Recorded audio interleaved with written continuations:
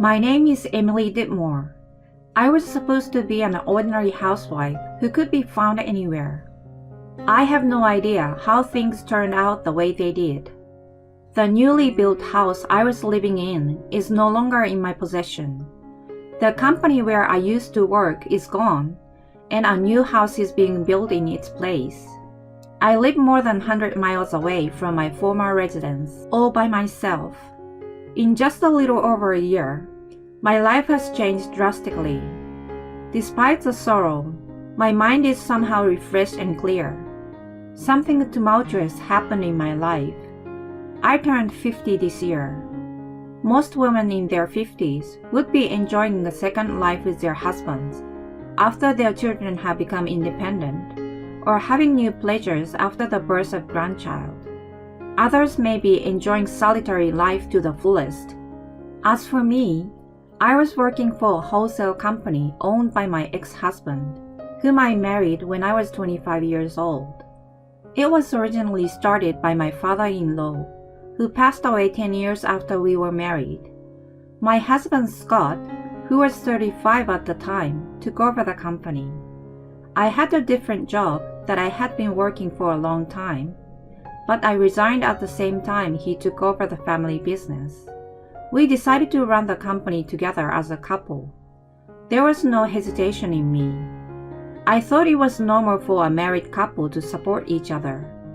I had seen Scott making tremendous efforts to take over the business even though he was young. Let's work together from now on. And so began our united couple operation.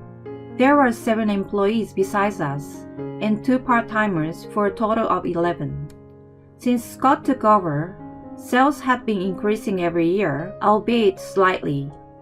We expanded our clientele more than my father-in-law's time, and took small jobs within the community. Those things probably led to better results. The business was doing well, but we had a different problem.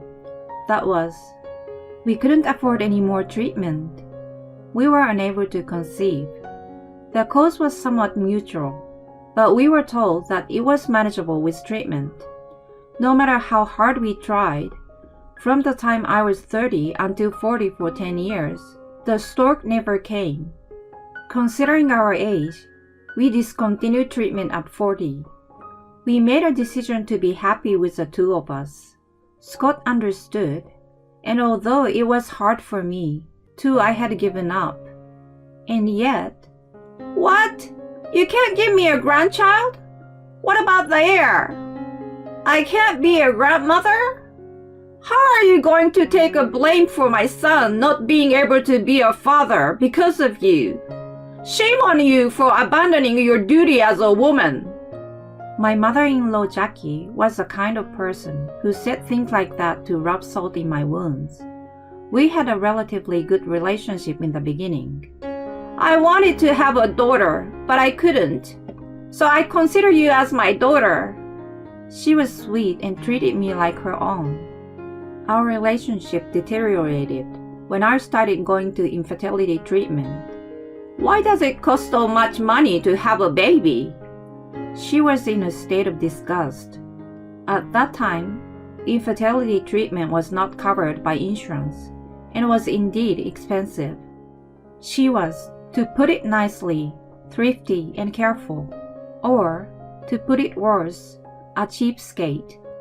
That was why she was against us spending thousands of dollars on the treatment.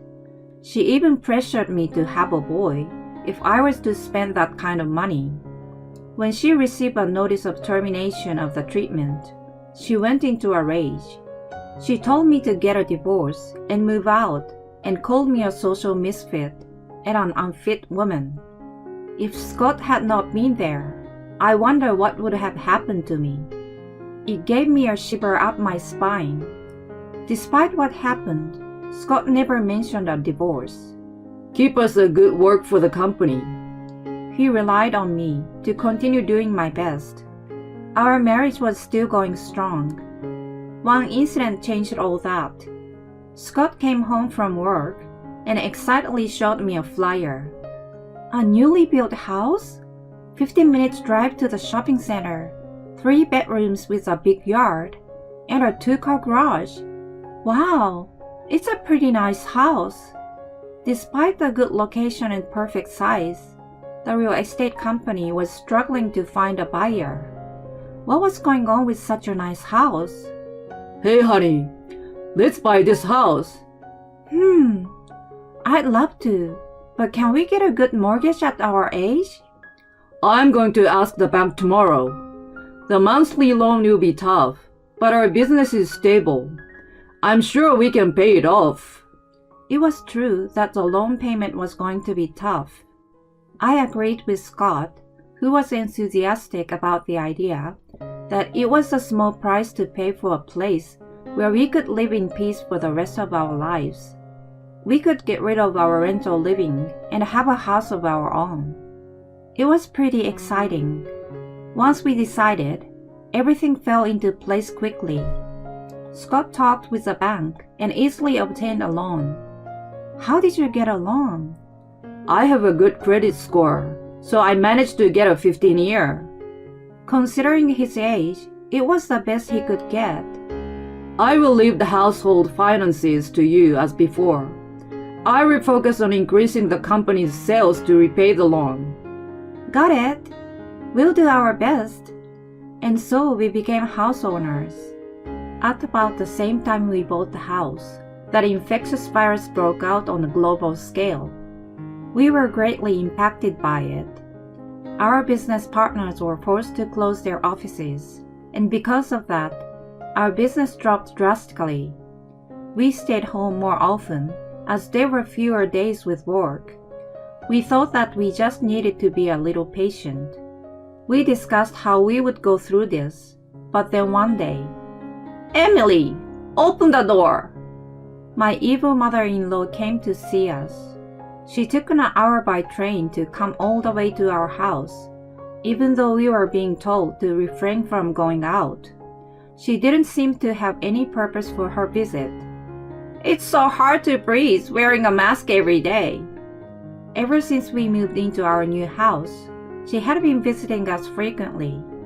For some reason, her visit increased even more since the call to stay at home. "Jackie, in this day and age, I don't think it's safe for you to visit us so often." I was worried about what my neighbors thought, and I didn't want to get sick either. Despite the fact that the whole country, or even the whole world, was trying to keep everyone in the house, she was not at all concerned. She had not the slightest interest in listening to me though. "What did you say? I came to check on you guys because I was worried. You are terrible to say such a thing to your family." And then she repeated my exact words to Scott. Hey! He raised his voice and looked at me and Jackie. I can't believe you said that. I expected him to tell her to go home. That's terrible of you, Emily. What? Me? Honey, how could you say that to my mom? She came all the way to check on us. In 25 years of marriage, I had never seen him like that. He had always stayed out of our feud. If anything, he defended me. The company's sales had plummeted and the future was uncertain. I understood that he was under a lot of stress from the financial uncertainty that had built up after we had just purchased a house. Even so, I was surprised at the unexpected turn of events. Jackie became defiant when he joined her. That's right! I care about you as a family, but your attitude is terrible. She enjoyed scolding me.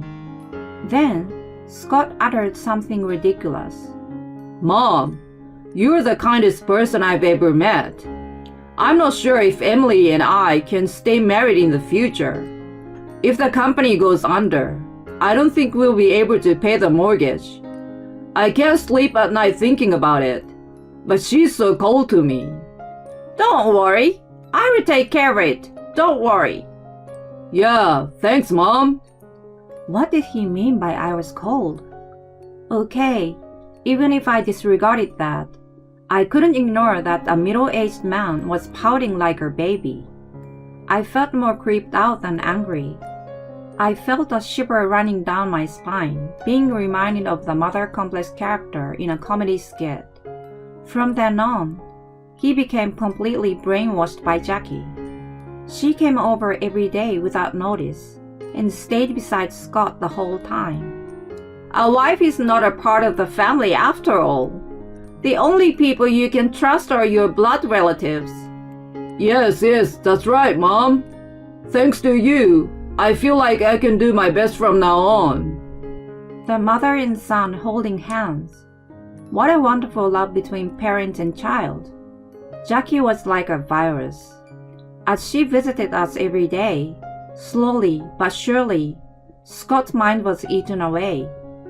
I like this house indeed. It's also close to the supermarket and the hospital. Oh, Emily, I'm going to take a shower soon. Please put out my underwear and towel. Before I knew it, she had become a resident of the house. There was no word of discretion in her mind. In fact, she even had real power in the household. Let's put a handrail on the stairs. It's hard to go up and down. Yes, I agree. Is there anything else inconveniencing you? Well, the little step in the shower. It's dangerous if I trip on it, so it should be removed. Why is there only a bathroom on the first floor? It would be better to have one on the second floor. She blurted out her selfish request triumphantly. Well, with all due respect, we are already strapped for cash with a mortgage payment. I don't really feel the need for a railing. Then not only she, but also Scott glared at me. What nonsense are you talking about? This is my house now. I deserve to have a comfortable living space. Excuse me? I don't like inconsiderate people. Do you know your position? You're nothing more than an ornament in this house. An ornament? What the hell did that mean? Scott followed to explain. Emily, you don't know how I feel. If I had a child, I'm sure my life would look much brighter now. In this pandemic, my business isn't going well. If I had stayed home alone with you, I would have gone crazy. You don't even try to understand how I feel and just exist in the house as a so-called wife. His statements were laced with hatred. Are you saying it's all my fault? Yes, it is. I'm only getting by because my mom's here. I got it. I was seen as less valuable than my sarcastic, stingy, and selfish mother-in-law. She was so good at brainwashing him that she could be a guru of a cult. Even though he was her own son, she easily tamed the grown man. If you don't like living here, get out. I don't have room to support you anyway. He stood up and pointed to the front door. Jackie leaned back on the sofa as if she were a queen and said, You know what, Emily?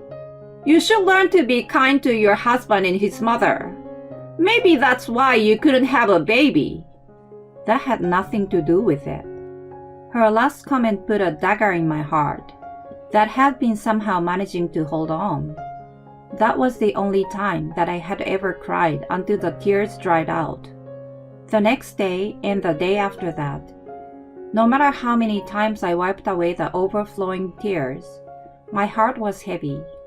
When I became exhausted from crying and calmed down, a resolution was born in me. I'm leaving. Won't you regret it? Hell no. Scott snickered at me.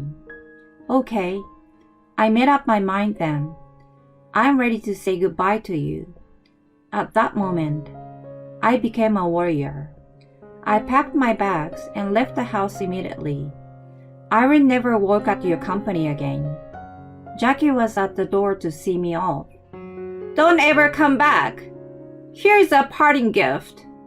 I checked the contents of the manila envelope and struck a gut-punching pose in my mind.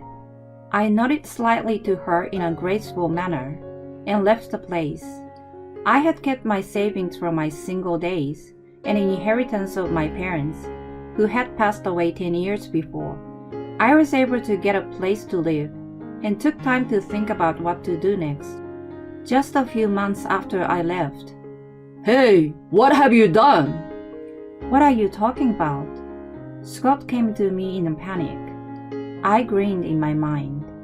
He must have regretted his decision. If he hadn't teamed up with his mother to neglect his wife, none of that would have happened. Why do I have $2,500 in loan repayment every month? You never told me. Ranting in tears, he had lost weight in just a few months and had aged at least by 10 years.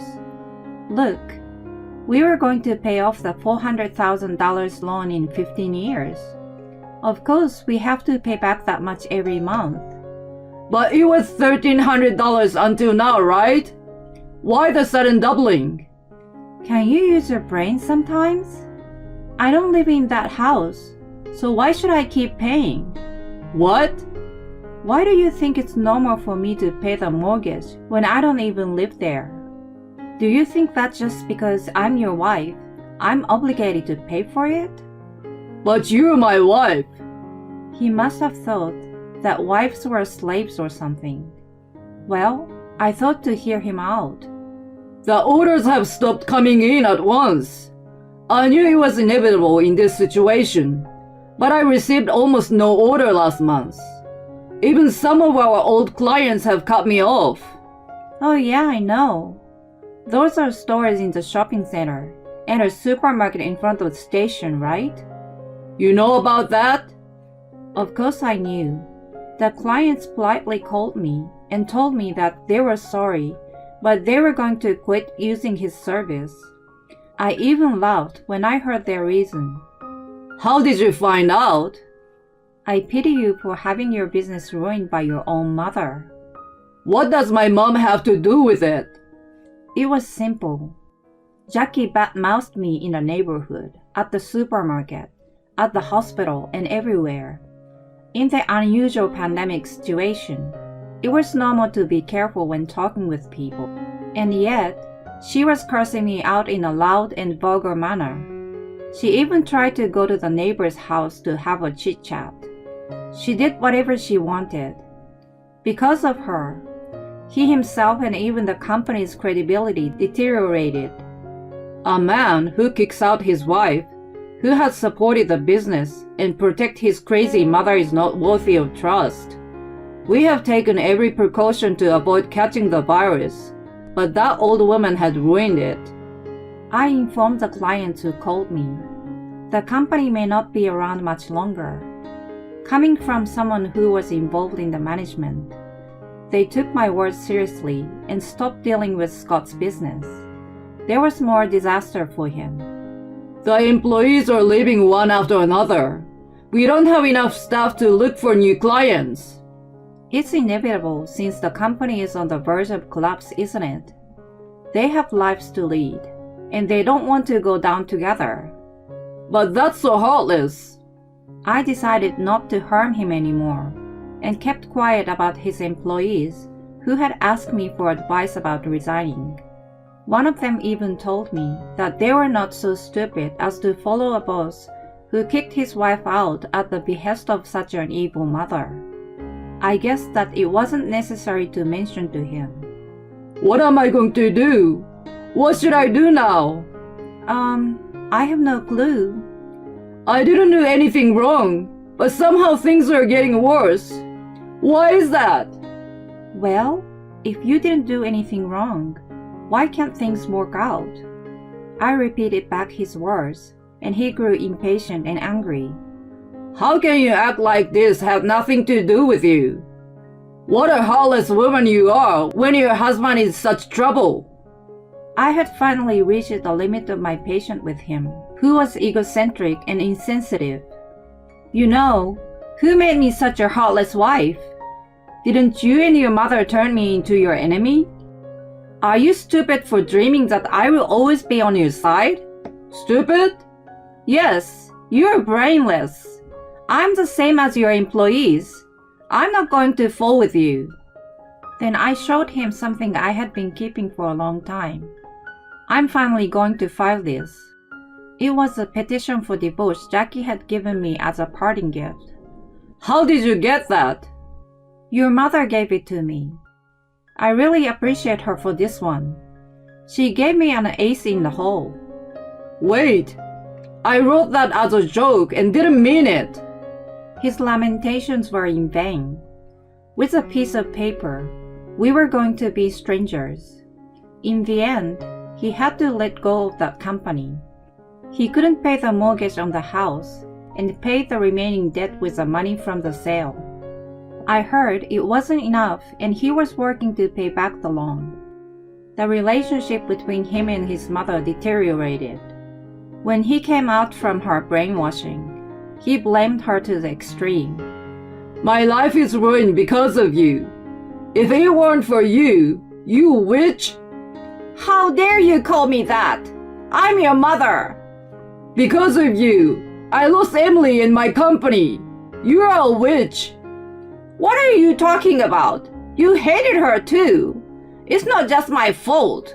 You should have put a collar on her. They argued loudly every night and caused a commotion in the neighborhood. They blamed each other, but they were exactly the same. In the end, they parted ways and stopped talking to each other. Jackie was quite shocked that her only son cut her off. I heard that she became a soulless invalid and was living alone in her apartment. I wondered if she had any remorse. Maybe she no longer even understood anything. As for me, I would have been lost without you. Thank you so much. That's not true. I just introduced you to a company that was looking for the qualifications you had. I helped an ex-employee at Scott's company find a new job. How do you know so much about recruitment?